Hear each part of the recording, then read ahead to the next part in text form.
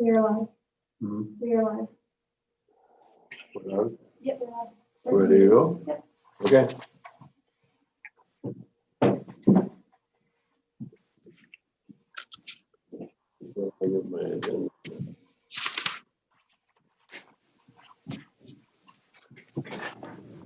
Good morning, gentlemen.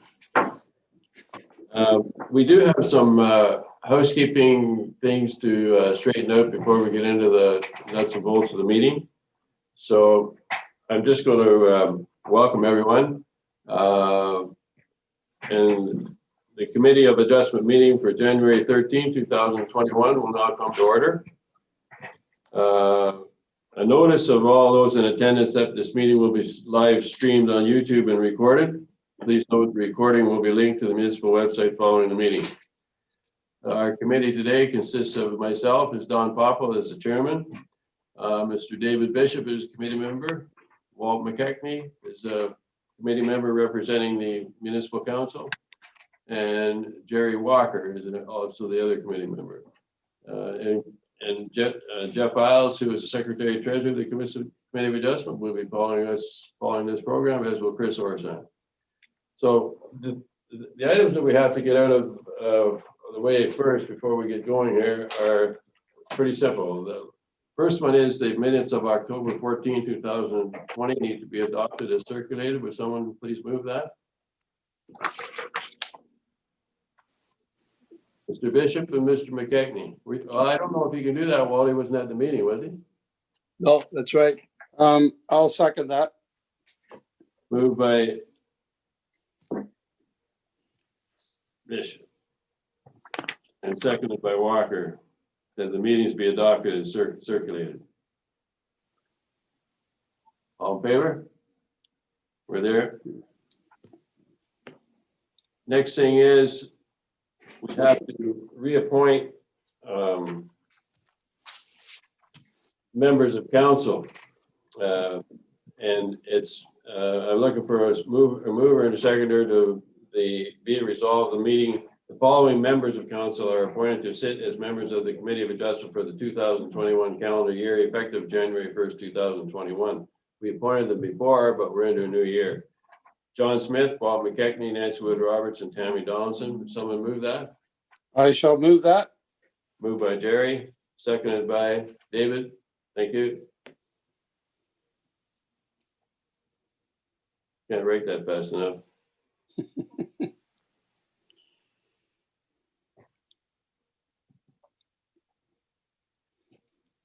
All in favor? It's carried. In favor. Okay.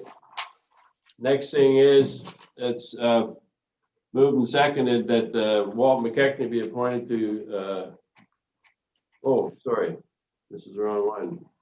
We need a new appointment for a chairman. Does anyone wish to have this job? Negative. To nominate somebody. I shall nominate Don Popple. Seconded by David Bishop. Moved by Jerry Walker. Seconded Dave Bishop. All in favor? That's carried. And we need a mover and seconder that Jeff Isles be appointed as the secretary treasurer and Daniel Hicks be appointed as the deputy secretary treasurer for Dysart Committee of Adjustment for the term of the committee beginning January 2021. A mover and a seconder, Walt McKechnie. Seconder, Jerry Walker. Okay.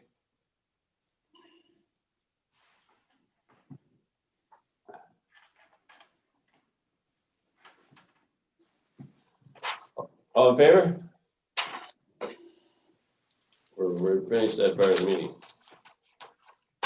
Okay, this is a public hearing to consider 3 applications of the Committee of Adjustment for a minor variance for the township's municipality zoning bylaw. It's this committee's responsibility to hear and consider any information received to date regarding the requested variances and to hear and consider any comments or questions provided by these applications. Any variance granted by the committee must meet 4 tests, which are very clearly defined in the Planning Act. Requested variance must be minor in nature, must be desirable for the proper development of the land, comply with the general intent of the official plan, and comply with the general intent of the zoning bylaw. If anyone wishes to be notified of the decision, please make a request in writing to the municipality. Is there any committee member who has a conflict of interest in any of these applications? No? Nope. Walter? Okay, there are none. Okay. This meeting and future Committee of Adjustment meetings will be hosted by electronic participation format. Any written or oral submissions received in advance of the meeting will be verbally read aloud at the time the application is considered. Information regarding live streaming of the meeting is available on the municipality's website. All persons who have pre-registered will have an opportunity to present or ask questions about proposals. Please direct all your questions and comments to the chair. Each registered person will be allowed 5 minutes to provide comments or ask questions. Once finished speaking, the meeting host will mute their microphone. Please state your name and relation to the application prior to speaking. Is there anything else we got to cover on that? First application on the agenda is D13 MV 2020-15 Sprostanoff. I think we're familiar with this particular application, and does anyone, will I get the thing in? Does anyone have any questions with respect to the material that's been submitted? Councillor Bishop?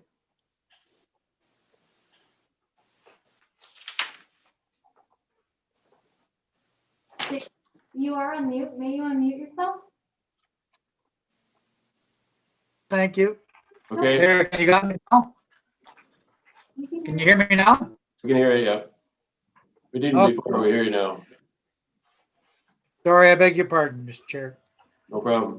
The sketch that's attached to the application indicates where the dwelling unit would be constructed. I have a couple of questions to ask in that regard. One is, where is the rock outcropping that he is indicating interferes with him meeting the setback? Where is it exactly located in regard to the sketch? Secondly, what type of foundation is he going to create in regard to this dwelling unit? And thirdly, where will the septic system be? And has it been basically considered acceptable?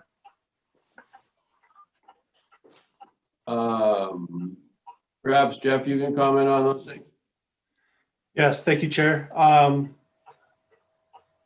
We did contact the applicants to determine the location of the large rock. And the location of the rock basically extends from the end of the driveway to the west property line. The applicant has also provided a quote, or he has been provided a quote, basically stating that the blasting of this rock would cost upwards of $40,000. If you review the pictures associated with the file on the agenda, you can see the location of this of the rocks. With regards to your questions for foundation type, I can't be certain of the foundation type, but there is no basement being proposed. And lastly, the location of the septic system is not shown on the site plan, and I do not know where it is. However, it will be it will have to comply with the both zoning and building requirements to proceed. Okay with that, Mr. Bishop? Well, the permit is going to generate an inspection by the Department of Health with regards to the with the septic system. Is that not correct, Jeff? Actually, it's been the septic approval has been delegated to the municipality, so it is the municipality that will review the septic for compliance. But it'll be generated automatically by the request for a building permit, right? True, they will be required to get septic approval before they can build. Yeah, okay. I'm aware of that, Mr. Chair. I just hope that this gentleman, in terms of this application, is not getting himself in a deeper box. But again, I guess that's not our real requirement. When I look at the reduction in setback to the rear yard, it's been circulated to the neighbor to the rear. And we've obviously not had any comment from that person at all. So, Have there been so any the matter of the application. We've received no communication with respect to this application. Notice of the minor variance was circulated. to No, I all understand. An agency's required and no comments have been received. Right. Sorry, committee member Bishop. I think it's fairly straightforward, what we have here, but we're open to any, actually, this gentleman can't be represented because he's having an eye operation today, so couldn't get that changed. Mr. Chair, Fair.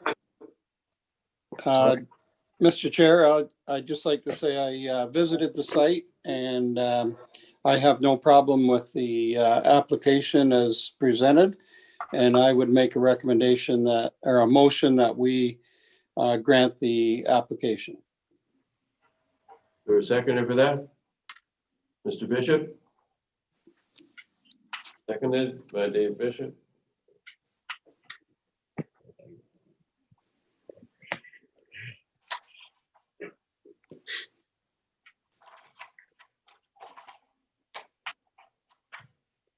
I haven't got the sheet where we show the mover and seconder. I'm just gonna mark it on here.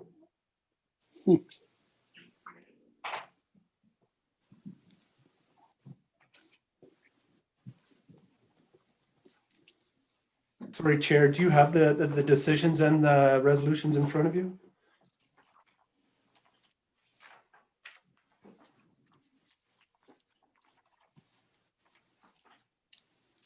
Anybody want to check me? Any questions with respect to anybody else from the committee? If not, we'll call for the question. It was moved and seconded that the application is Ross Stanoff, roll number 4624-012-000-62214. Decreased provision of section 5.2, permit a lot in the urban residential type R1 zone to have a minimum rear lot setback of 4.5 meters or 16 feet, as opposed to required minimum of 7.5 meters or 24.6 feet. Is granted. Carried. All in favor? All set. Okay, we're gonna go. Number 2 is on the agenda is Mendoza, Golden and Dionisio and Mendoza on Paz Lake Pike Lane. We'll bring in the agent now. Pardon? I will bring in the agent. Okay, so they got somebody to speak? Is it? Who is it? It's the agent for the application. Yeah. Clint. His Oh, name is Clinton Clint. Doctor. Okay. So we can hear from him first. He is on the screen. I don't have him on my screen. Oh yeah, home drafting and design. Yep. Good morning, Mr. Dysart. Good morning, Mr. Popple. How are you this morning? Would you like to comment on this presentation that you have with respect? If I may, yes, I would. Please. So the floor is yours.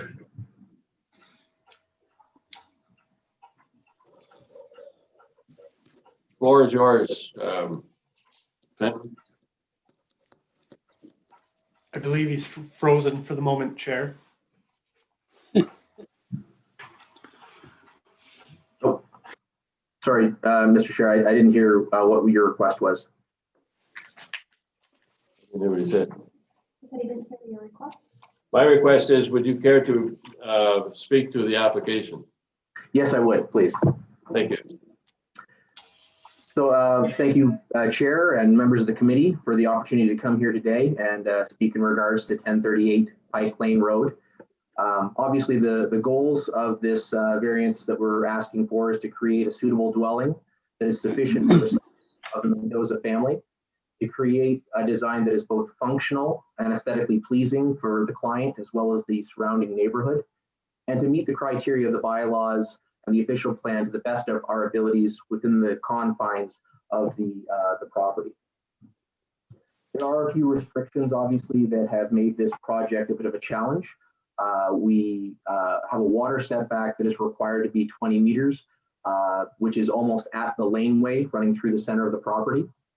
Almost all the cottages on the lake side of Pike Lane Road do not meet this setback, including this cottage.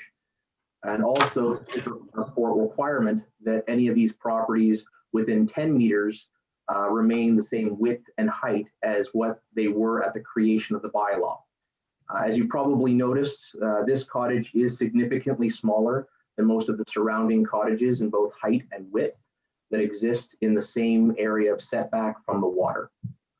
We also have a challenge of irregular lot shape. It narrows as we get closer to the back of the property, which makes it extremely difficult to push the structure, even the existing size of structure, back any farther towards the back of the property or onto the opposing side of the laneway.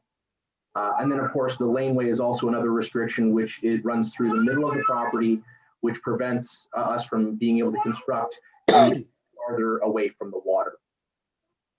The nature of the building that we're trying to create is something that is a suitable size for the Mendoza family. They're requesting a modest 2-bedroom dwelling to be built that's less than 1,100 square feet of building area.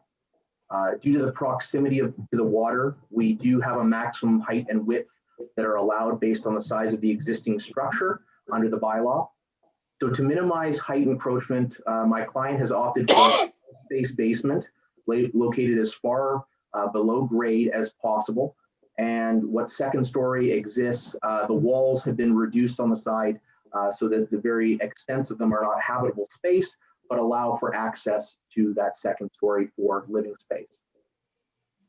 The area and width are designed to meet the basic criteria of the building code as far as required sizes for rooms to meet that 2-bedroom requirement for the dwelling.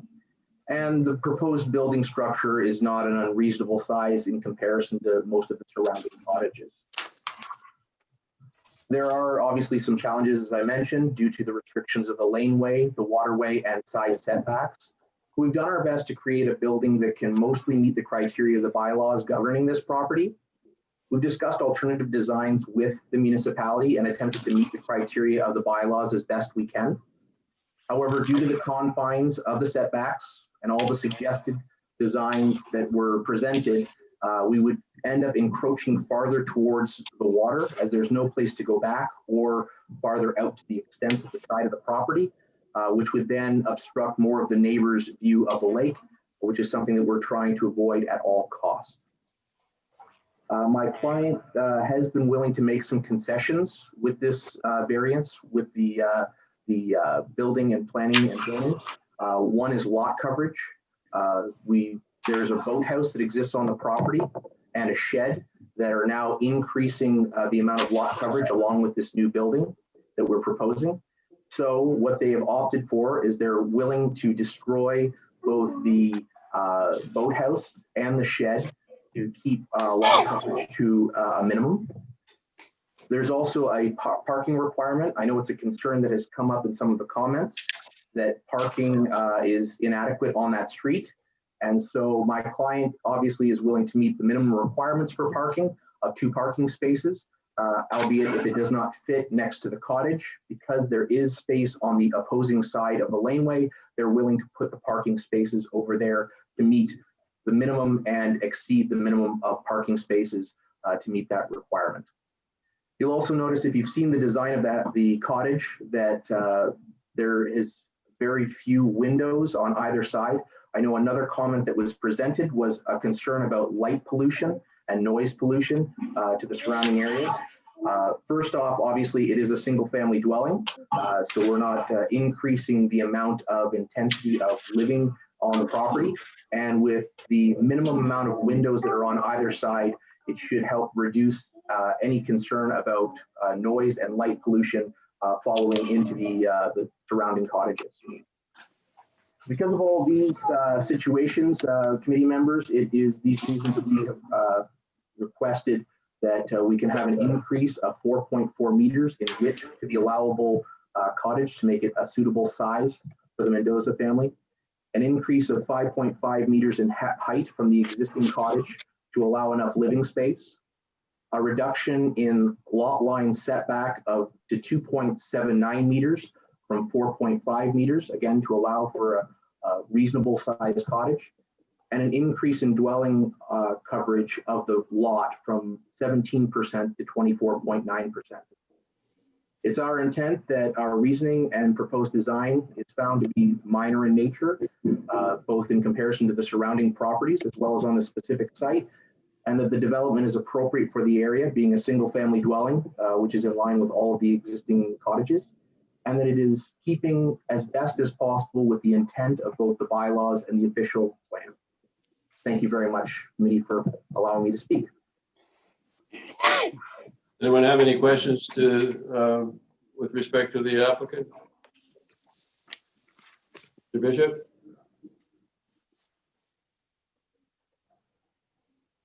Dave, may you unmute yourself, please?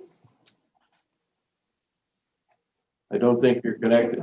Got me now? We're hearing you now. Good, thank you. The gentleman referred to design drawings. I don't have any design drawings. I have a plot that shows the outline of the perimeter of the building, but nothing of design. Do we have these design drawings? Yes, we do. My apologies, we did not put them on the agenda. Well, it's hard for me to see what he's talking about when I don't see it. I beg your pardon. So I'll start with my questions that I've got so far. I see on this drawing that there is another existing building to the left of my text facing onto the lake. Is that building going to stay or be removed?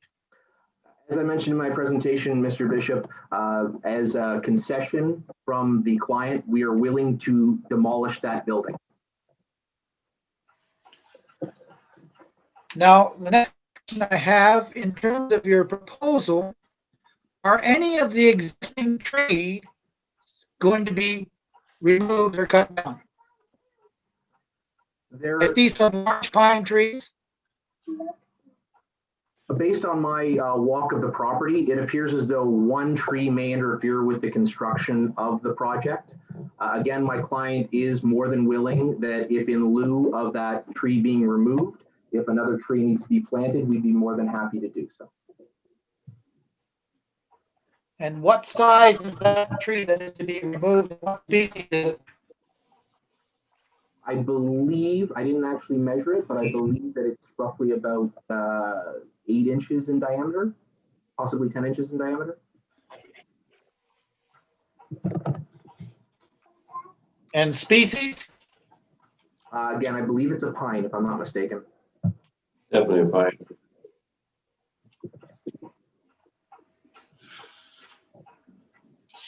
So in the area that you're looking at there, you were referencing the neighbors' cottages. Are any of them a two-story cottage? There are a couple, actually. When I went up to the property to take a look at it, the property directly beside it to the east, it is a single-story cottage, but has a walkout to the basement. So it would be roughly about the same height as what we would be looking at with this structure. And then down the laneway, there is a full two-story building that is only a few cottages down the road. So we're trying to keep it within the same confines as what the surrounding cottages are. Next question I have, is I didn't quite get it all in your presentation. You referenced the septic system. Where will the septic system be located to service this property? That's a great question. The intention would be to locate the septic system just to the north of the building. If obviously it will be designed by a qualified designer, and if it does not fit in that area, we are willing to place it on the opposing side of the laneway if necessary. So you do not have any concept yet of what type of septic system is going to accommodate it and whether or not you've got room. As of right now, no, but obviously for the purposes of a building permit, that would have to meet the criteria of the municipality before that can be issued.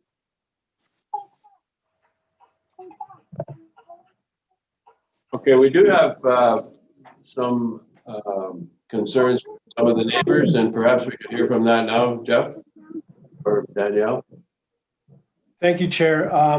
Before we bring in or go to the public participation portion of the meeting, I am just going to briefly review everybody's comments. So the following comments have been received. There have been 6 in total.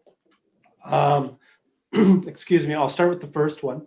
A letter of concern was received from Alan and Esme Page, who are the adjacent neighbors to the east.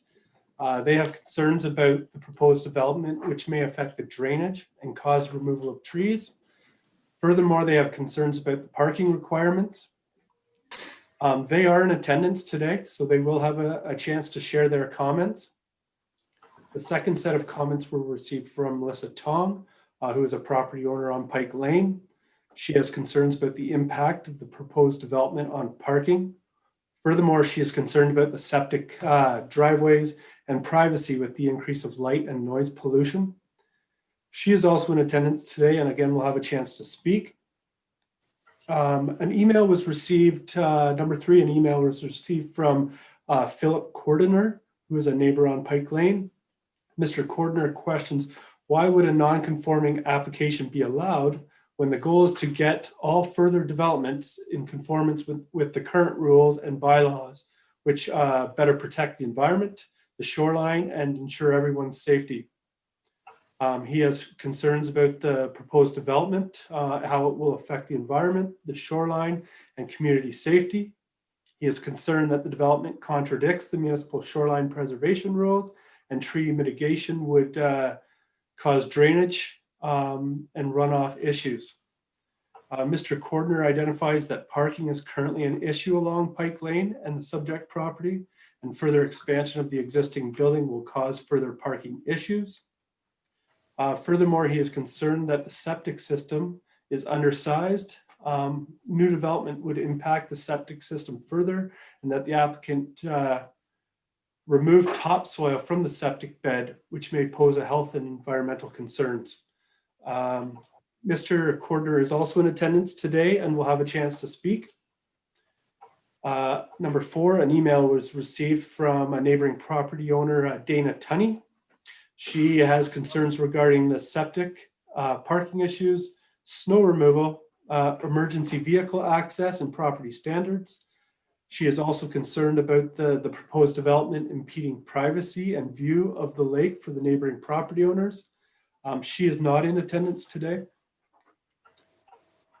Number 5, an email was received on January 12th from Anna and Rob Stevenson, who are the adjacent neighbors to the west. They have concerns regarding runoff and snow melt, which may cause potential flooding. They have concerns about tree removal and how the proposed structure will affect privacy. They have concerns about the septic being unfit for the existing and proposed dwelling. They have concerns about parking, indicating that the lane is narrow and additional parking on the lane will obstruct other vehicles, such as emergency vehicles and snowplows. Furthermore, they are concerned about building without permits, sediment fencing and proper building practices, as well as removal of debris and garbage and protection of the shoreline. They indicate that this past summer there was a structure being constructed without permits, and debris and garbage were left on site, which attracted rats. They are in attendance today and will have a chance to speak. The final comment is an email received from Heiko Mueller, a neighbor on Pike Lane. Their concerns relate to parking, as the proposed building will be built over the existing parking spots. They mentioned concerns with regards to the septic system. As mentioned previously, soil was removed from around the septic system to build the addition this summer. The removal of the soil around the septic system may generate problems due to lack of insulation for the tank and may lead to possible leaking. They are not in attendance today.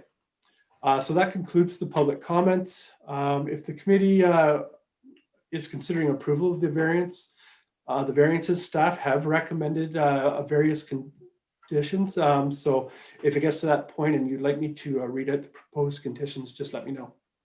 Thank you, Chair. Thank you.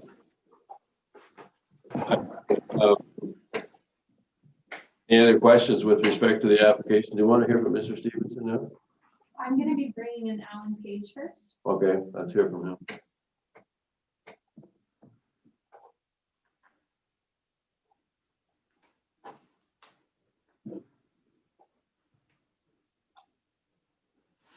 He's here.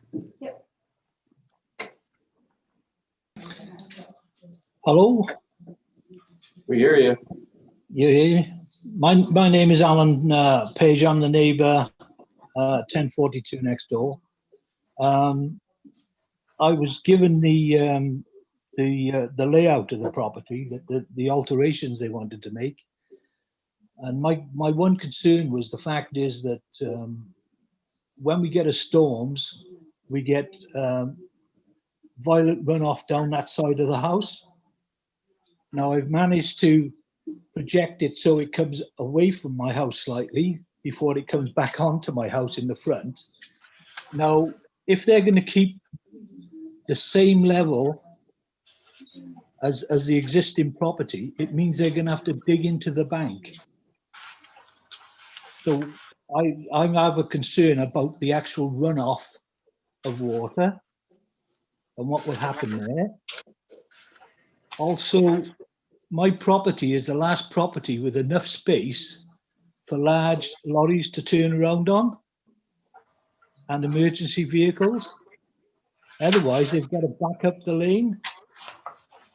So if there's any alterations to the parking in next door, which at the present time they park down that side that they're proposing to extend onto, then that's going to obviously affect how larger vehicles can get down our lane, especially the fire brigade, ambulances, or whatever.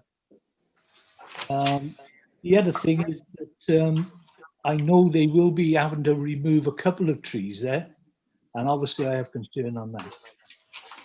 So those really are my concerns. Have any questions for this gentleman? Thank you very much, sir. We're going to hear from another person as well, are we? I will now be bringing the Okay. recorder in.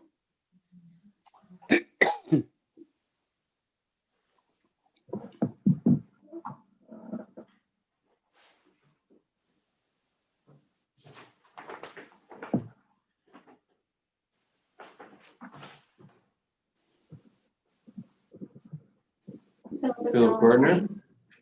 Hello. Are you live, Philip? I think you are. I hear you. Okay. If you wouldn't mind just addressing the committee with your concerns or with your with your Well, by the previous comments, obviously the water drainage, septic, preservation of the shoreline, and it seems like an awful big structure for such a small lot. So it doesn't kind of fit into there. It's kind of a bit of a pit. I'm not sure if you've seen the property, but it's sort of down close to the lake, and then there's quite a bank up to the roadway. So it seems like it's kind of squeezed in there pretty tight. So I'm not sure if it really suits that particular lot size. The safety concern too, Alan Page said, the trucks, if there's cars parked along the laneway, then trucks may not be able to get through there along the edge of the laneway on the north side. So I'm not sure if the septic tank is already on the north side of the road, but that was my assumption. Can someone confirm that?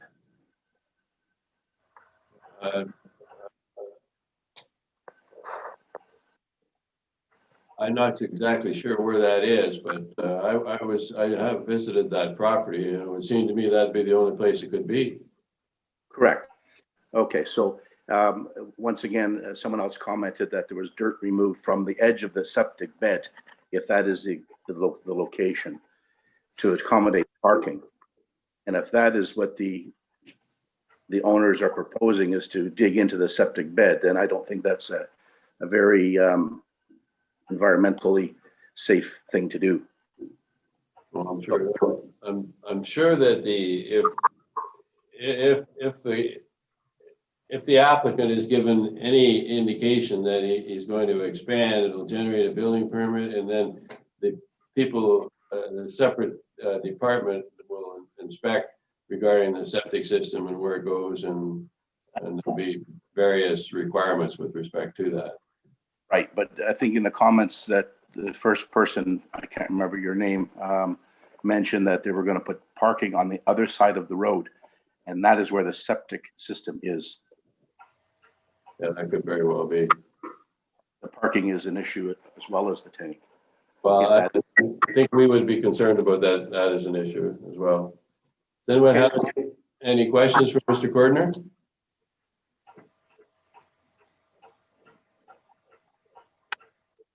Do you have anything further to add, sir, or your comments are been well presented? Thank you. Thank you. We're going to hear from another neighbor at this point. I will now be bringing in Melissa Tong.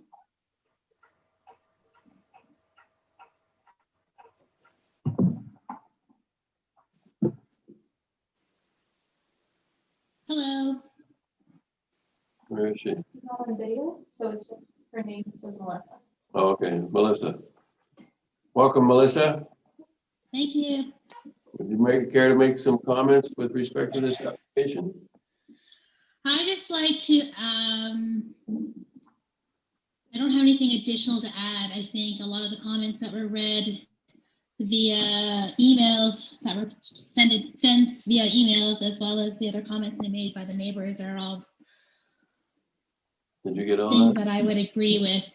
Yeah, I would agree with, like, parking is a big issue, especially if there's more than one vehicle per home down the laneway, as well as, you know, emergency vehicles. Plowing is always an issue, where to throw the snow and stuff like that. So I don't have anything further to add. Okay. Can we talk to that other gentleman? Yep. Okay. Thank you very much, Melissa.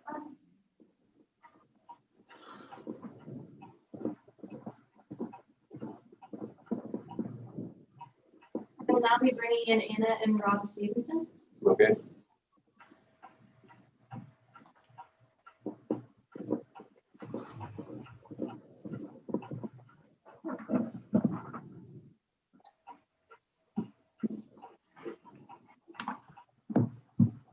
Welcome, Mr. Stevenson. Would you care to make some communication with respect to this application? It's not his. I would thank you, and my wife Anna was actually able to join the call too, so I think I'll kick this off. I want to take the opportunity to thank everybody for hearing us today, and Anna's and my comments do fall in line with the letter that we'd submitted, and in line with many of the other comments provided by the other neighbors. One of the things that we would like to clarify from a fact-based perspective is, because we did a year ago nearly, or look into acquiring the property that the Mendozas actually purchased. The septic bed is on the north side of the road. It has been dug out probably 4 to 6 feet from the original bed as it was, to provide for parking. The shed in question on the property is an outhouse at the north end of the land. I think it was mentioned as a boathouse was before. It's actually just a 8x12 shed that runs parallel to the property that we align with the Mendoza property. A couple questions that we have would be, so if they're expecting to demolish their current shed and boathouse or additional shed, have they proposed that they will be erecting another structure to store all of their items necessary? Because currently the property is the perimeter of the property is riddled with basically construction supplies, lumber that they were asked to take down from their previously unpermitted construction. Can anyone comment on that? Mr. Isles? Thank you, Chair. Yes, I can answer that question. To date, we have not received any proposals to rebuild those structures. The applicant is proposing to remove them both. What I can say is that they are very close to their lot coverage requirements. So any reconstruction of a storage building will likely require another minor variance. Okay. Okay, thank you. Another point of fact that I wanted to clarify was that the tree that would need to be removed that's in their driveway is actually about 24 inches in diameter and about 100 feet tall. That's, So it's much larger than what was previously stated as to be about 8 to 10 inches in diameter. It's a massive tree that it is a huge tree, I realize. occupies the majority of their driveway. Yeah. Well, I don't know how you could expand without taking that tree down, but maybe somebody knows something I don't. No, I just want to point out and clarify some facts based on the drawings and obviously knowing the property personally, as Anna and I were looking to originally acquire that approximately a year ago. Anna, do you have anything that you wanted to add? I think you've covered everything off. I think the one other question that I would have is there is an equally large tree that is currently growing out of the deck. And so I would be curious to know what would happen with that tree. Again, it is about the same size. It is probably 100 feet tall. It's a very large mature tree that provides a lot of privacy and a lot of shade. And it is currently built into the existing deck.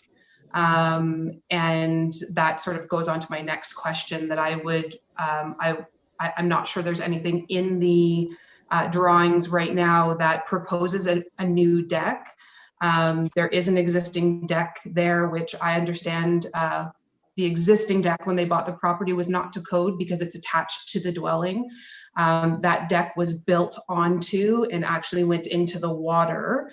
This was a structure that was taken down. So I'm curious as to what the proposal is to rebuild that deck and whether or not that tree would be taken down, or if the deck would then encroach into the shoreline as it was doing, because we're quite concerned about shoreline erosion. We've been very active on our property to make sure that we are reinforcing the bushes that are growing there, and so that the root system is there so that the shoreline doesn't erode. We've been adding some additional rocks as well, so that, again, the shoreline doesn't erode. So I have concerns about what will be done with the deck construction there to protect the shoreline as well, because we are fairly close to the water. You know, our structure that is there is a one-story structure. We're 500 square feet and we are a 3-bedroom cottage. So we, you know, the space is quite you know, well done for that space and fits in there quite well. So but that's just what the majority of our concerns on. Privacy is obviously an issue, so we want to make sure that this is our sanctuary, and we want to make sure that we can enjoy the time that we spend up there. And so we're definitely concerned about the trees that are removed and removing some of that, deleting some of that privacy that we have. Well, I think that's it from my point of view. Thank you very much. Your comments will be taken into consideration. Is there anyone else we have to hear from? Does anybody have any questions for either one of these people? Okay. That's it. That is all the people registered for the meeting. Okay, well, with respect to members of the committee, I think that there should be a site visit by every one of us. So I would think that rather than decide today what we're going to do, everybody should see the property and make up your own decision. And that would mean it would be deferred to the next meeting if you are in agreement with that. Bishop? Yes, Mr. Chairman, I'm not against the site visit whatsoever, except for doing it in the winter time.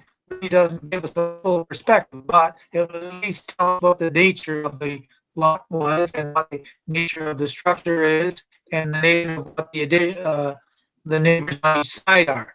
It might also give us a better view of where the laneway is and how it either impacts septic area or does not impact septic area, as well as parking area. So would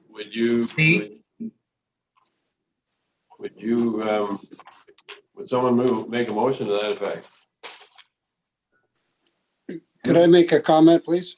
Sorry, go ahead, Mr. Walker. First off, I'd like to thank all the presenters with some very valid concerns. I think a lot of those concerns are addressed with the building permit, and which does include the septic permit. We do have a tree bylaw, and I would also like to talk to Mr. Holm about his design. I think there could be an amicable solution here from the Mendoza standpoint. They want to improve their property, but we also have to look at the neighbors as well. So there might be an opportunity here to change the design of the building. How it either impacts. Sorry. There might be an opportunity to change the design. The owners have offered to take down the boathouse storage area, which may allow them to maybe move that building a little bit to accommodate some of the parking. One of the other questions I have for Jeff, is there such thing as a site plan for a residential property? If in fact, I know it does require more study, not really study, but design, but it may address the parking, the throughfare for the neighbors, also runoff, setbacks, tree cutting, etc. It could be an added expense, but it may satisfy all involved, neighbors, the designer, etc. So just my thoughts on that, and I would be agreeable to defer this file for a site plan or for a site visit. Okay. We do have another neighbor that wants to make a comment. I wasn't aware of that, but our agent wants to speak. Sorry. I lost the page here. Quite all right, Mr. Chair. I just wanted to take an opportunity. Sorry. That's okay. I just wanted to take an opportunity to express, very similar to what Mr. Walker was just describing. Obviously, a lot of the concerns from the neighbors is in regards to how water is going to be dealt with, how the septic is going to be dealt with, how the parking is going to be dealt with. And originally, we were told, obviously, that a site plan might not be required for this property, but we will be providing with our submission a site plan that outlines where parking is going, where the proposed septic is going, a proposed septic that obviously will fit in the confines of the Ontario Building Code on the property, how watershed will be dealt with grades around the building, and on obviously not onto neighboring properties, most likely with swales on either side to ensure that that water runoff goes towards the lake and not towards anybody else's properties. So a lot of the comments that have been addressed today, I appreciate, and they are extremely valid, but they would be addressed with the submission for the building permit. Okay. Mr. McKechnie? You're muted, Walter. Sorry, I'm sorry. Yes, Don, I agree. We should be making a visit to the property. And also I agree with a lot of what Jerry was saying there in regard to trying to accommodate everybody here in regard to the neighbors. Maybe something can be done in regard to the size. But I think that Jerry had a lot of valid points there, and I agree with him. Thank you. Okay. Have we heard from everybody now, Daniel? Yeah. Would somebody be interested in making a motion that we defer the decision based on a site visit? I will do that. Moved by Jerry Walker, seconded by Dave Bishop, that the application with respect to D13MB 2020-014, the decision will be deferred pending a site meeting, and that would mean that it will come up at the next meeting, which would probably be what month is it? Be in February. So will someone second that? Mr. Chair, may I make a comment? You're on. I am wondering here in regard to the applicant's agent speaking as to a site plan, whether it would be valuable for us to have such a site plan in our hands at the time of the visit. It would help us to locate things on the ground when they're there and relate them to the site plan development agreement or proposal. I'm just wondering whether or not going out in February would be premature, or whether or not the applicant can ensure that such a development agreement or proposal would be submitted to us by that February date. Well, it would depend if Mr. Dotchak, would you be able to attend the site meeting? I would be welcome to meet at the site. I'd also welcome the opportunity to try my very best with my surveyor to have a prepared grading plan for you, so you can actually see what that would look like. Okay. Well, is that okay with you, Mr. Bishop? That's fine with me, Mr. Chair.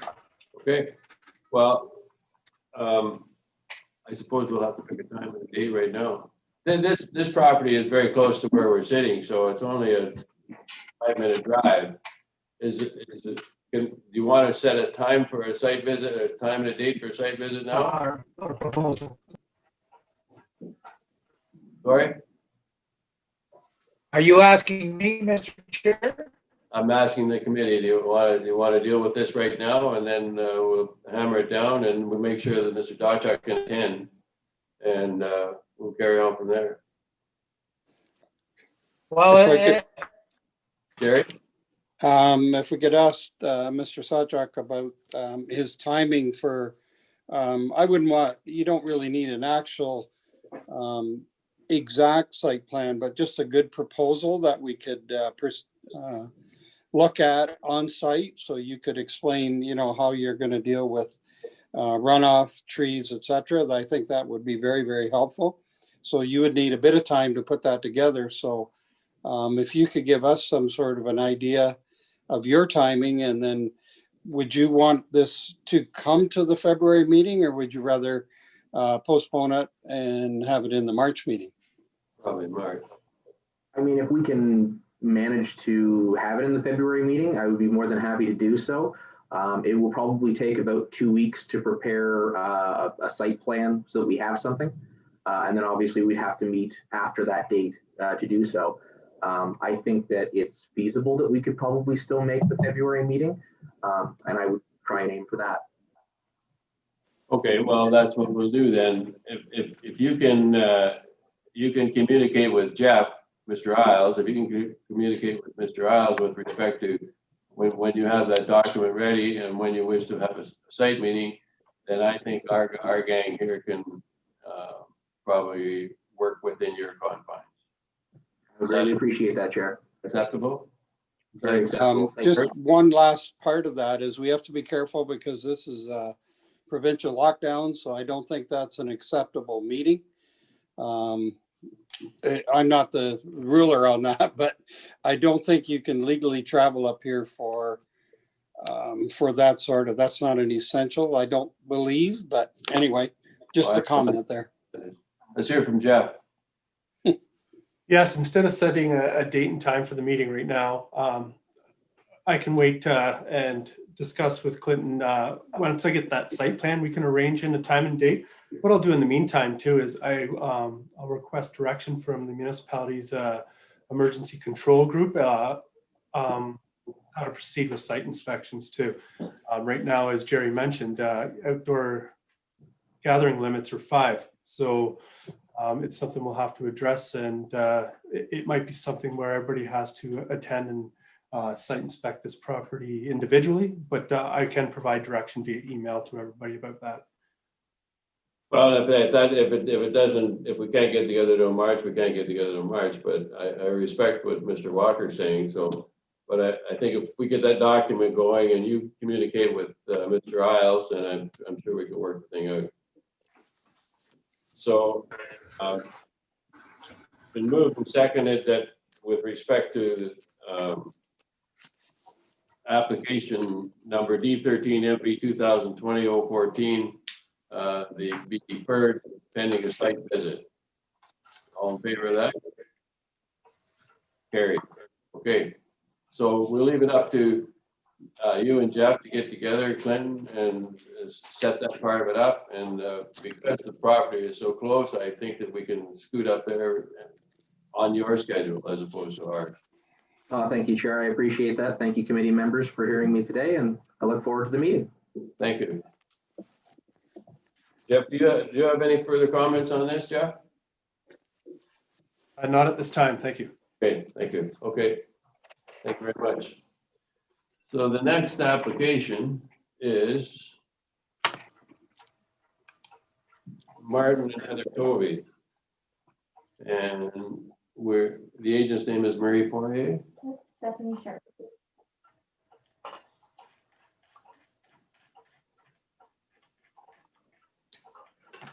We're just going to be connected here. So Martin, the property is on, as well as Stephanie Sharp. Who is it? Martin Tovey.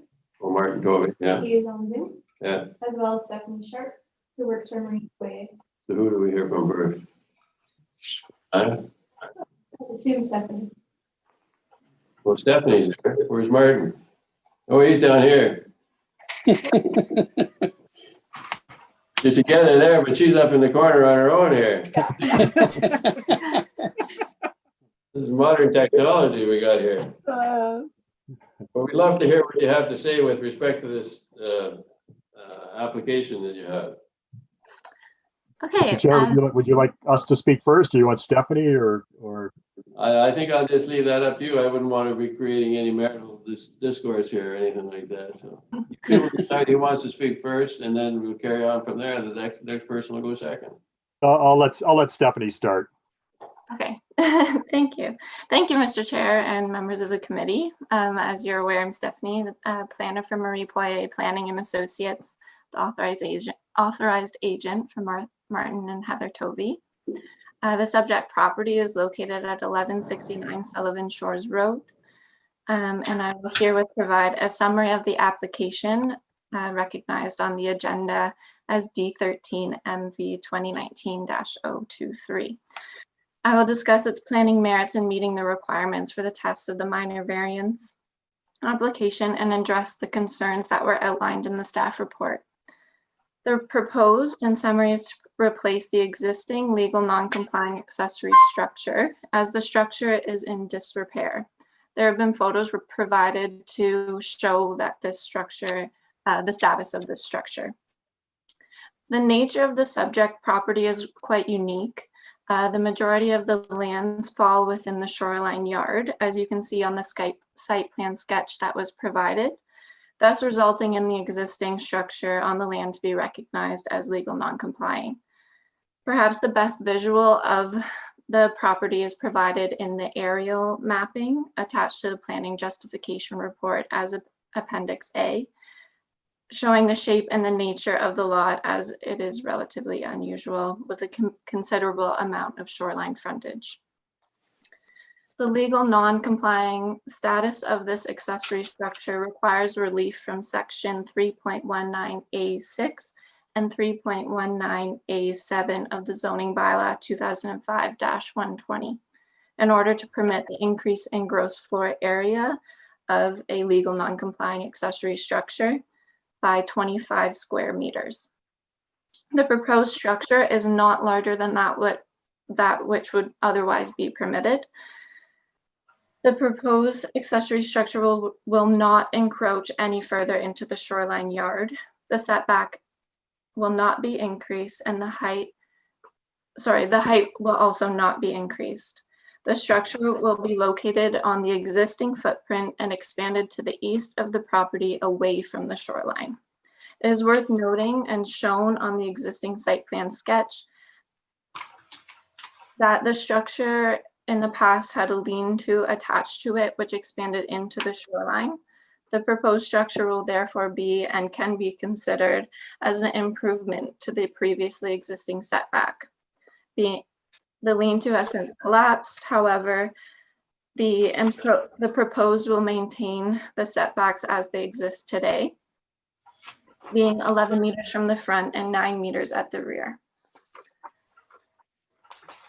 As a requirement of section 5.3.4.3 of the official plan, an environmental assessment was prepared by Michalski Nielsen, which was submitted in conjunction with the application, demonstrating that the proposed will not have any negative impacts on the natural features which were identified, namely deer wintering habitat. Additionally, an addendum to the report was submitted at the request of the staff, stating that there is no drainage course within the subject property and the wetland areas identified by the biologist will not be impacted by the proposed accessory structure.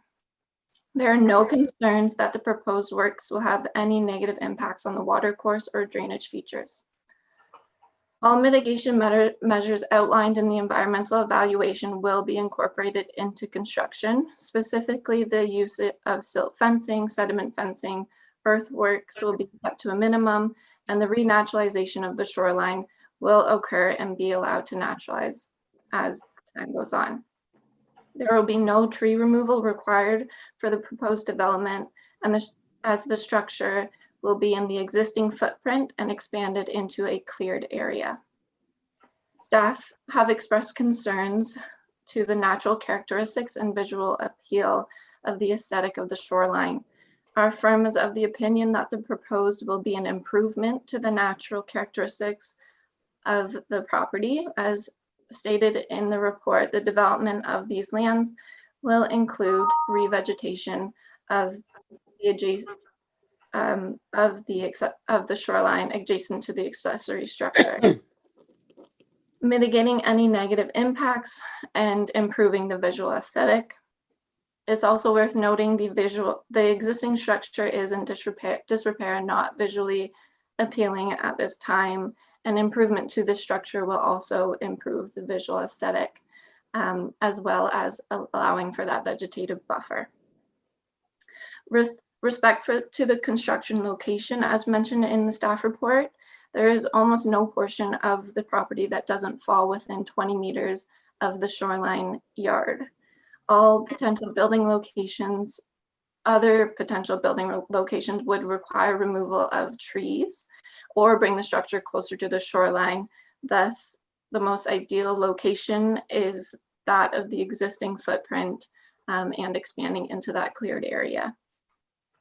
The conditions suggested by staff are consistent with the recommendations outlined in the environmental evaluation prepared by Michalski Nielsen and incorporated into the planning justification report. However, we respectfully disagree with the condition number 9, which would require the small woodshed to be removed or brought into compliance with the zoning bylaw. As discussed with staff on numerous occasions, we are of the opinion that the woodshed enjoys legal non-complying status, as with all the other structures on the property. To date, the date of which the structure was erected is unknown, as it existed prior to our clients purchasing the property. However, the structure is smaller than that which would be required for a building permit at approximately 48 square feet. It only has 3 walls and is used simply to keep wood. It was likely built prior to the enactment of the zoning bylaw setback requirements, resulting in legal non-complying status. The removal of the shed will not improve any environmental factors. It has been there for some time and is well established in its place. It would not improve visual appeal as it is located within many mature trees, is quite small, and frankly, you probably wouldn't be able to notice it without really being aware that it is already there. And it would not have any impact on lot coverage. So to conclude all of that, the proposed application meets all the tests for a minor variance. The application is minor in nature, as the development itself complies with all other provisions of the zoning bylaw, and the increase of 25 square meters would otherwise be considered minor. The nature and shape of the property limits the location where development can occur. The location of this accessory structure is the most optimal in terms of reducing the visibility from the lake, as the portion of the lot is tucked away and maybe from what may be considered the main portion of Halliburton Lake. The proposed structure is consistent with the development on the neighboring lands, as the adjacent property has an accessory structure similar to the size and appearance of what is being proposed. In conformance with the official plan, an environmental evaluation was produced due to deer wintering habitat identified on the property, and through this evaluation, it was determined that the structure will not have any negative impact on the surrounding natural features. The proposed application includes establishing a vegetation buffer along the shoreline adjacent to the proposed structure. The general intent of the zoning bylaw will be maintained, as the encroachment into the shoreline yard will not be increased. When considering the previously existing lean-to, the setback will be improved. The proposed expansion of the legal non-complying accessory structure will not be substantial and is of a size that would otherwise be permitted. I'd like to thank staff for their assistance in submitting this application to date. Our firm is of the professional opinion that the application meets the requirements for a minor variance as outlined in Section 45 of the Planning Act. We respectfully request approval for the replacement and expansion of the legal non-complying accessory structure of 25 square meters. We'd be happy to address any concerns at this time. And thank you for allowing us the opportunity to speak today. You're entirely welcome. Martin, do you have anything further to offer to that speech that this lady made? I just have a couple of comments, and thank you very much, everyone, for the time. Really appreciate it. The woodshed seems to have created a lot of anxiety, and I actually don't understand it, but it's been there for I don't know how long, but we had to replace the roof on it a couple of years ago. So you'll notice if you look at the picture, the roof looks relatively new. There's a cedar tree behind the shed that just over the years has grown and has actually grew into the roof line. So when I put the new roof on, I actually cut the roof out. The roof has been cut around the tree, so the tree is allowed to grow.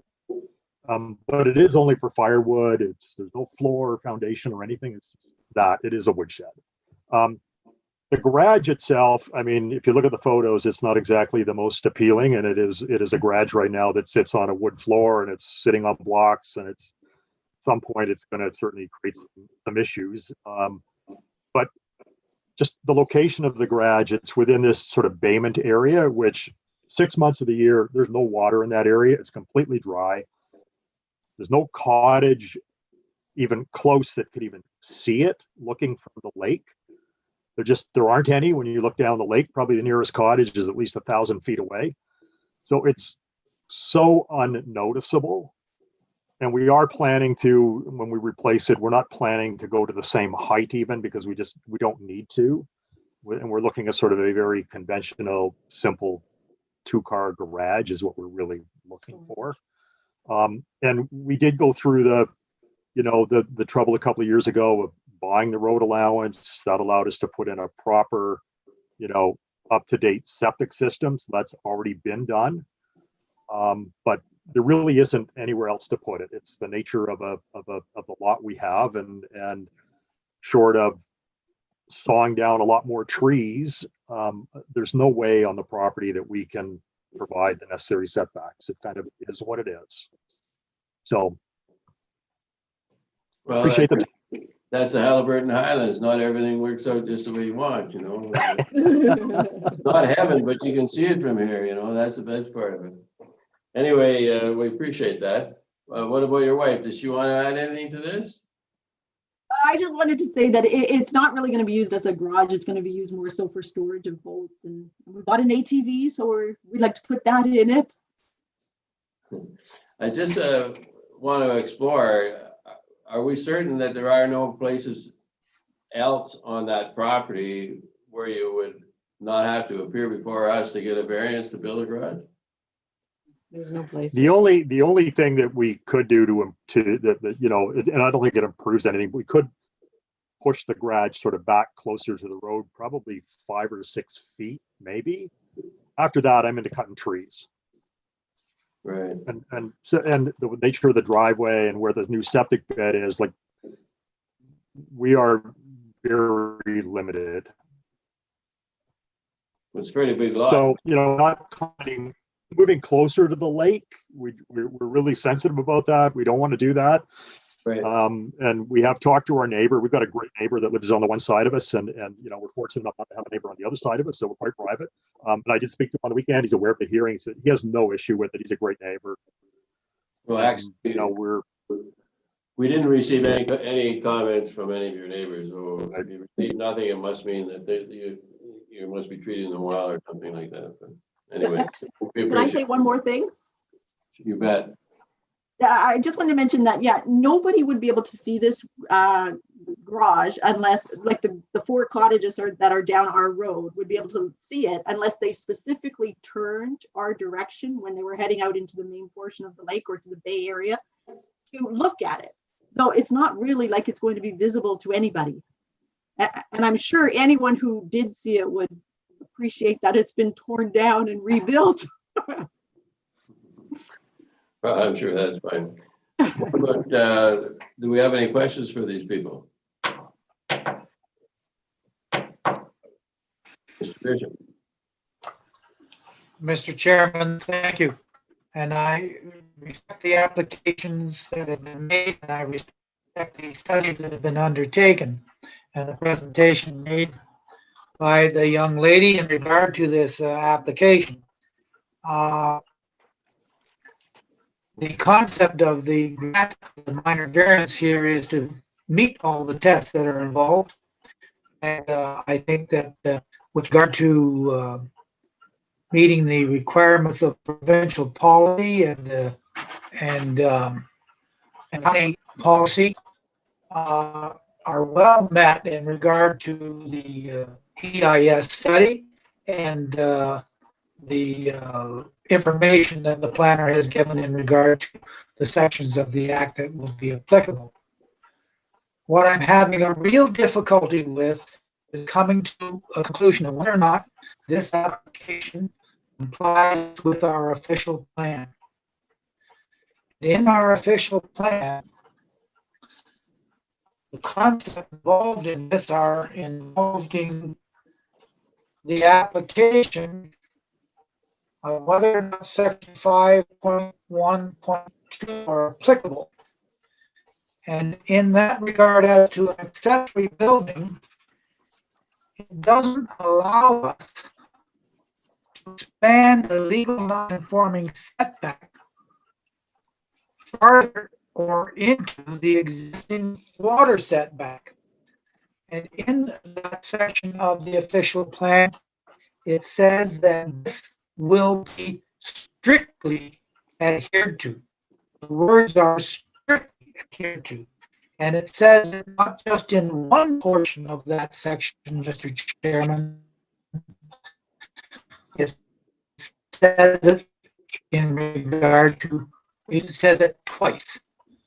So we're involved here, and I don't know how we overcome that, because it has to meet official plan designations. So maybe the planner would like to answer how that can be overcome. Care to comment, Stephanie? Yes, I can, of course, comment to that. So that's section, I believe the concern is where it states and I apologize if I'm reiterating what you said, but I think I have a lagging connection here. That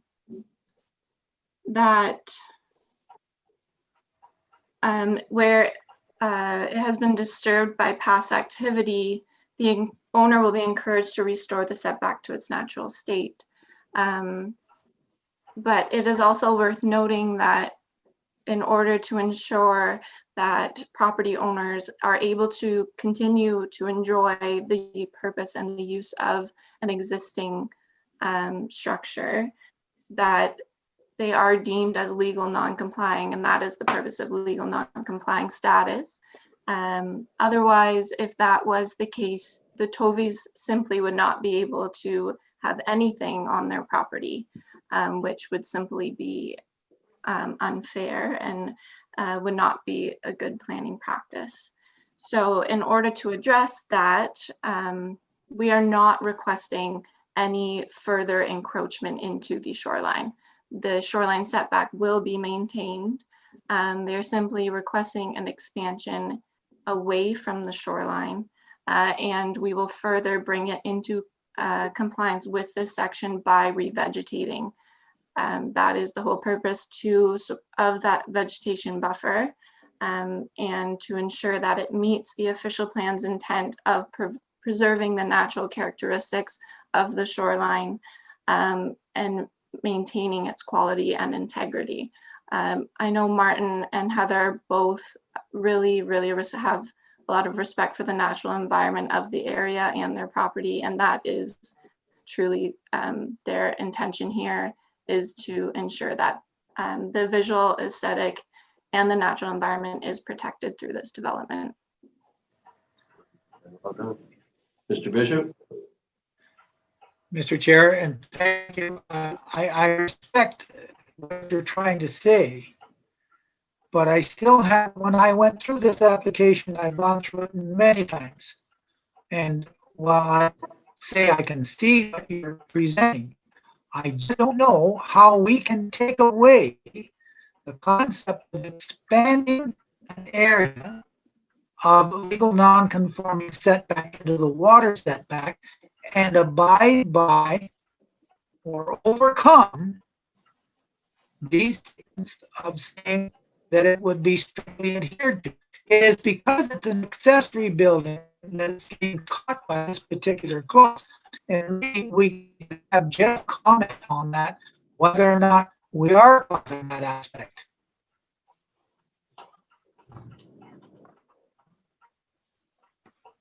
Anybody else have any comments on that? Mr. Walker?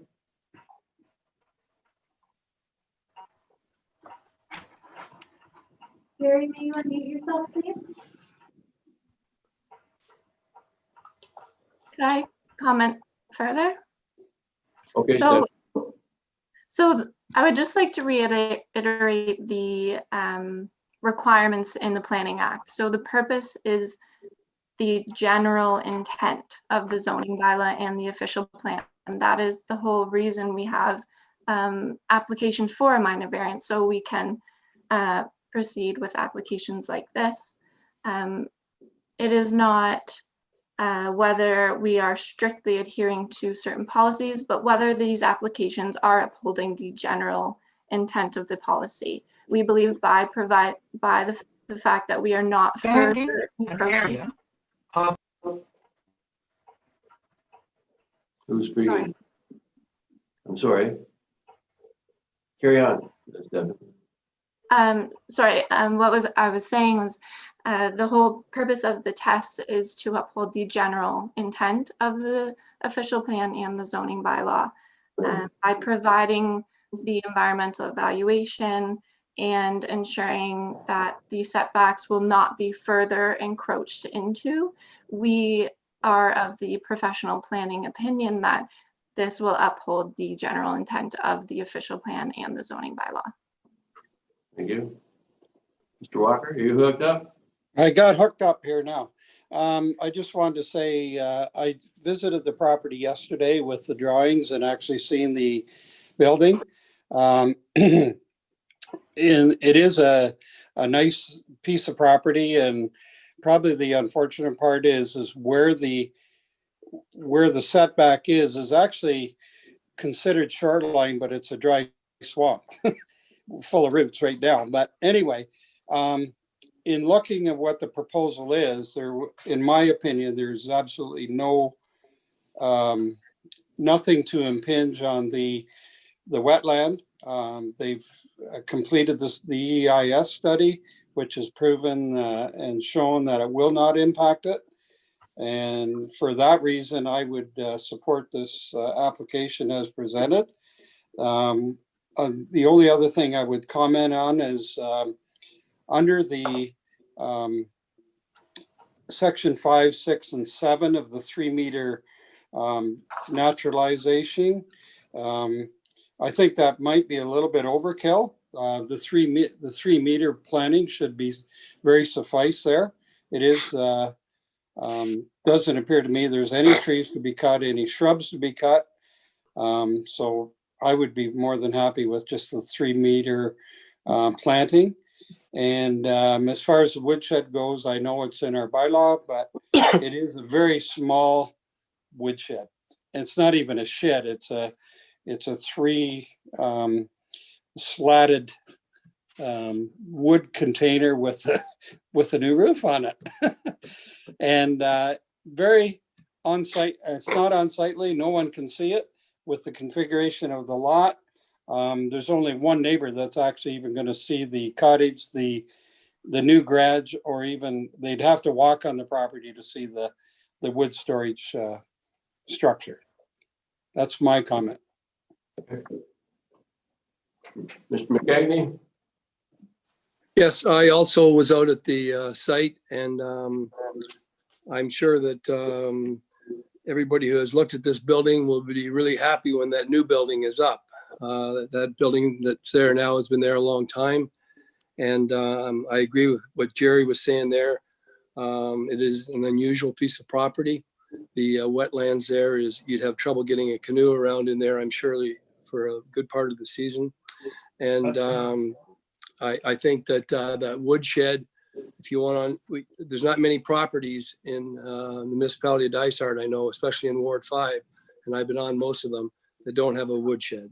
So I agree 100% with the proposal, the application. Are there other comments with respect to this application? Go ahead, David. I can appreciate everything that's been said in regard to wanting to proceed with this in a positive fashion. I still have this problem with regard to the policy statement under the official plan. And I would welcome, if it's feasible, for Jeff to make any comment as to what those words strictly adhered to might mean in regard to not only this application, but other situations where we have legal non-conforming setbacks on accessory buildings, and then requesting that the area in that side, that setback, be expanded. The other side of this situation is, what would a one-car garage do built on the same footprint of the existing garage? But possibly, if I would like to hear from Jeff, if that's possible, Mr. Chairman. Go ahead, Jeffrey. Thank you very much, Chair, and through you. I just want to note that staff have provided a detailed policy review in the report. So that's our position, or our responsibility is to provide you that. Obviously, the decision is yours to make and to determine whether it meets those 4 tests. But having reviewed that, the requested variances generally do conform to provincial policy given the history of development. The lot is small, and based on the EIS, the application or the requested variances appear to be considered desirable and minor in nature. So staff do agree with that. Staff, similar to committee member Bishop, still question whether the variances comply with the intent or the overall intent of the official plan. There's a lot of policy in our official plan that to guide development within the water setback or to regulate development or furthermore prevent development within the water setback. Staff appreciate that the EIS addresses those impacts on natural heritage features. However, where we're getting hung up a little bit is the proposal is development within the water setback, and increasing the size of the structure doesn't necessarily maintain the natural characteristics of the shoreline. The shoreline in this instance has been impaired by past activities, including the location of this structure, but also that the landscaping of the adjacent lands around the structure. And what staff always say is the cumulative negative impact of development within the water setback affects the negative or the natural characteristics. So again, we appreciate, furthermore, as Stephanie mentioned, they are going to rehabilitate the shoreline, and staff appreciate the proposed replanting along the shoreline. However, the natural shorelines or the requirement for natural shorelines are required in the official plan and zoning bylaw up to the full extent of the water setback. So staff kind of question whether replanting of, as proposed but in the EIS, should be a justification to permit additional development within the water setback. As per the policies, development from the lake should preserve the impression from the shoreline that it's undeveloped. I do want to comment on Dave's point with regards to strictly adhered to. And I agree with Stephanie's comments on this. They are not further encroaching the water setback. So the water setback will be strictly adhered to in this case. They are not further encroaching their water setback, and it does comply with the water setback. Where it's all the other policies within that section and some other sections within the official plan that staff have concerns with. Again, and historically, it's something that that the committee's made decisions on consistently, but I do recognize the unique situation with regards to lot constraints with regards to the subject property. But we are strictly, they aren't encroaching any further, correct? Yes. So is that not strictly enforcing it? Well, the building, as Stephanie mentioned, does have legal non-complying status with regards to the water setback. So the water setback, as per the plan, is, it's about 6.8 meters. That building has legal non-complying status at that setback. It can be reconstructed at that setback. It just can't be increased in size. So that's what the policy says in the official plan, and guided by the zoning bylaw, that you can't increase the height or area of encroachment of that legal non-complying building. So in my opinion, they are meeting that section, that portion of the section 5.12, where they're strictly adhering to the water setback, because they are not further encroaching that water setback. Okay. You wish to speak, Mr. Bishop? Thank you, Mr. Chairman. Well, just definition of the concept of strictly adhered to water setback being met, then with respect to this application, it would appear that the reports that they created in the EIS, that it not only meets the requirements of provincial and county policy, but also then on that basis meet the requirements of the township's official plan policy. And if we're using Jeff's interpretation of that, then based on those concepts, I see nothing wrong with this proceeding, subject to any conditions that this committee may see fit to impose on the approval. Thank you. Where do you want to go?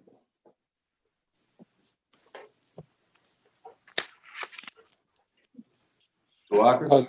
I'll make a Well, we motion. have, Jerry has a motion. I was going to make a motion that we move forward with the and grant the application as presented. I second that. You had a comment, Jeff? Yeah, before we proceed, I know there has been a couple comments with regards to the conditions that need to be addressed. Specifically, Ms. Sharp had some questions with regards to one of the conditions for the shed located on the property, and then committee member Walker had some questions about the condition requiring a 3-meter planting strip adjacent to the garage. So I think I can read through the conditions if necessary. There are a lot, but I'm happy to do so. If everybody's already read them, we could maybe just discuss them so that we can all come to, so the committee can advise what conditions they want imposed on this. Okay. Well, I'd say we have a motion on the floor and there's a mover and a seconder. Ready for the question? Mr. Chairman, if you would like, I could change that motion to include that we do not require the removal of the wood pile, and that we just go with the 3-meter item number 5 and 6, and omit number 7, which is to do an additional 3-meter planting strip. So my motion would read that we accept the presentation or the application as presented, and that we would look at all conditions except number 7 and number 9. Go ahead, Jeff. Yeah, and before we move forward, I just wanted to provide the committee with a justification as to why we recommended those conditions. I'll start with condition number 7. I know it is a bit above and beyond the 3-meter restoration as recommended by the environmental impact study. And the reason staff included this is our zoning bylaw requires the entire water setback to be left in a natural state. It's a requirement of the zoning bylaw. In this area, there has been some maintenance done. I think it's a lawn. So in addition to those, the 3 meters to provide that visual buffer, staff included that condition to naturalize that area as opposed to keep it as a lawn. With regards to the removal of the shed, staff have not been provided anything to suggest it does have legal non-complying status. Therefore, that building currently does not comply with the water setback. And as we just discussed, that setback is to be strictly adhered to. Whether or not the committee wants to keep that condition in is up to the committee. But I just want to note, by removing that condition, it will not bring that building into compliance unless the applicants provide something to the municipality that proves that it does have legal non-complying status in that location. Yeah. David? David, yeah. Yeah, in regard to that shed, the applicants could provide some affidavit evidence as to how long that shed's been there, and that's been there prior to 1977 or whatever first date we got.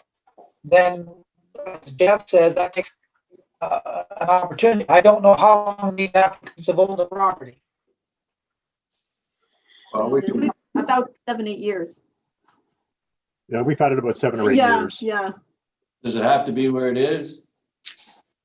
Well, I tried to move the shed when I put the roof on it to replace the roof. I tried to actually move the shed because I thought it was a little bit close to the fire pit. It's impossible to move. It's so grown into the ground. I couldn't move. So I just left it, and I left the tree. I didn't cut the tree down. We built the roof around the tree, and there we are. Wow. It's a woodshed, guys. I'm gonna I hear could, putting a big pile of firewood up and covering it with a big tarp is Very probably person going to look a lot In more. regard to that shed, hit the applicant. Period. We hear you. Go ahead, Gerald. So it sounds like Mr. and Mrs. Tovey, the woodshed It's not a deal breaker. Can you move it? I'll tear it down. I'll cover my firewood There with we a go. tarp. Problem solved. Problem solved. So we're either gonna make it into compliance or move her out somewhere else. Is that what you're gonna do? We'll tear it down. We'll just cover the pile of firewood with a tarp. Okay, well, we'll leave out number 7 in the list then. Any question? So maybe I can just make a comment. I guess my only concern with, I have no issue with the 3 meter requirement. It's when it gets beyond that, I have to park on the property somewhere too, and it does get, because of the nature of the lot, it does get quite narrow. So this is going to go from a 10 feet vegetation buffer to 20 feet. We've actually removed that. Okay. Perfect. 6 now. It's Thank 6 now. That's wonderful. Thank you. Okay, well, the motion is with respect to, it's been moved and seconded. Sorry? Stephanie, sorry, I missed that. Sorry, I would just like to circle back to the shed.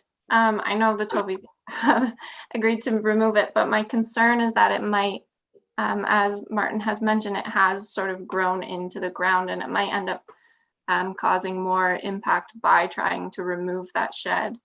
If it is at all possible, if we could incorporate it into the application, recognizing its status as legal non-complying, then it would be bringing it into compliance by incorporating it into the decision today. Jeffrey? Yeah, if you were to provide proof that it has legal non-complying status, it would not, it would be okay in that location. Without that proof, it would require a minor variance. And I see that you're asking for it to be incorporated into the application. But before the committee can make a decision on that application, we'd have to go through the proper circulation requirements as per the Planning Act to include it in the application process. So we'd have to back up, defer it, send it to the newspaper, and then the committee be required to make a decision on whether it complies with the water setback. Mr. Bishop? Yes, in regard to the shed, in addition to Jeff's comments here, if you grant that legal non-conforming setback status in regard to water setback, nothing prevents an application in the future to expand that particular shed, just like you're trying to expand the shed and garage situation here at this point in time. And so once the precedent's set, the horse is out of the barn.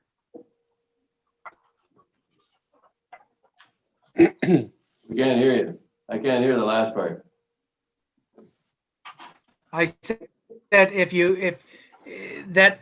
you grant the shed a legal non-conforming status as to the water setback, then nothing prevents future owners from saying that they want to expand the size of that shed at the same water setback. And that's with the same kind of thing that we're dealing with here now. And the expansion of accessory buildings are not a permitted requirement under the zoning bylaw or the official plan. So make up your mind, and the gentleman has already said he'll take it down. My suggestion is allow him to make that concession and proceed on with the application with the conditions they've agreed to. Fair enough. Martin, sometimes you have to throw an apple to catch a crab. So Yeah, I mean, we're not going to go through. We're already like $15,000 into this process, and the woodshed will be gone the next time we go up. so I'll put a tarp over my firewood. we'll remove, you'll remove the shed. Is that correct? We will. Okay, so it's been moved and seconded. With the following variances with respect to file D13 MV 2019-23. Increase the prejudice section 3.19 to permit an area of encroachment by a legal non-conforming accessory structure within a minimum water setback be increased by 25 square meters or 269 square feet. Is granted. Carried. Increase the provision of section 3.19 to permit the gross floor area of an accessory structure to be increased by 25 meters or 269 square feet. Granted. So unfortunately, you gotta get rid of your shed. You can't do it without destroying the property. Mr. Chair, Yes. just the provision about number 7 being omitted from the conditions. Does that need to be in writing somewhere? I'd suggest it be in writing, and I don't know what you want me to add on this. Jeff? I have that in the minutes and we'll remove that from the decision. Okay. Thank you. Okay, motions are carried. I'd like to thank everyone for their input today. We've had a couple of interesting cases here. And hopefully we've managed to find a middle ground somewhere where we can, everybody can be happy. The important thing is that, you know, we always say, how are things in Halliburton? Things are fine in Halliburton. It's not heaven, but you can see it from here, but you won't be able to see it if there are no good lakes. So anyway, appreciate your input, and if there's no further business, meeting's now adjourned. Thank you very much, everyone. Thank you very much. Thank you. Thank you. There is a waiting period, an appeal period in there, Martin, 20 days. So don't do anything for 20 days. Yeah, the grounds for. Yeah, I'm sure.